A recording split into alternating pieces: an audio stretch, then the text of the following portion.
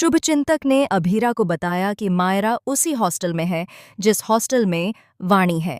जी हाँ दोस्तों, आखिरकार यह सामने आ चुका है कि शुभचिंतक कोई और नहीं बल्कि दादी सा हैं और अभीरा स्कूल में अपनी बेटी मायरा से मिल भी चुकी है। सीरियल यह रिश्ता क्या कहलाता है का आने वाला ट्विस्ट बेहद इंटरेस्टिंग और धमाकेदार होने वाला है। आपको बता दें कि मायरा अपनी माँ से मिलना भी चाहती है और उसे नफरत भी करती है। उसे लगता है कि उसकी माँ उसे छोड़कर चली गई थी, लेकिन सच तो ये है कि अरमान की माँ यानी विद्या ने ही यह सारी गलतफहमी पैदा की और अभीरा वनेकीले मुसई अरमान के रिश्ते को तोड़ने के लिए गंदी चालें चलीं। दूसरी तरफ जब अरमान और अभीरा चोरी छिपे हॉस्टल में अपनी अपनी बच्चियों से मिलने आते हैं तो वाणी यानी मुक्ति और मायरा दोनों अपने अपने पेरेंट्स से मिलकर बहुत खुश होते हैं।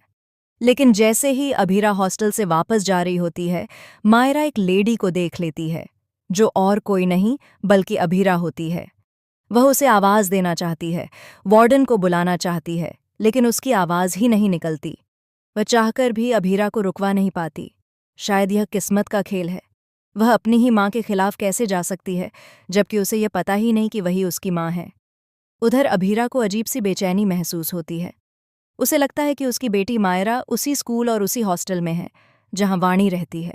इसी बेचैनी में वह शुभचिंतक को मैसेज करती है और मिलने के लिए बुलाती है। तब सामने आता है कि शुभचिंतक दादी सा ही हैं, जो अब तक उसे छोटी छोटी अपडेट देती आ रही थीं।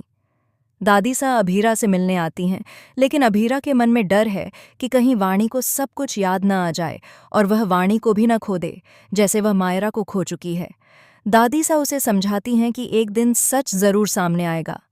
वाणी को उसने इतना प्यार दिया है तो वह उसे छोड़कर क्यों जाएगी। फिर अभीरा पूछती है कि मायरा का एडमिशन किस स्कूल में हुआ है।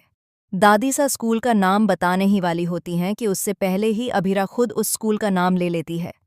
दरअसल वाणी अक्सर मायरा का जिक्र करती रहती है और इसी से अभीरा को अंदाजा हो जाता है कि मायरा भी उसी स्कूल और हॉस्टल में है।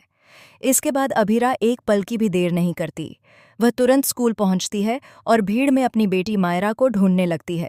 हर बच्चे के चेहरे में वह अपनी बेटी की झलक तलाशती है। तभी उसे मायरा नाम सुनाई देता है। वह मुड़कर देखती है और आखिरकार अपनी बेटी को अपनी आंखों से देख लेती है।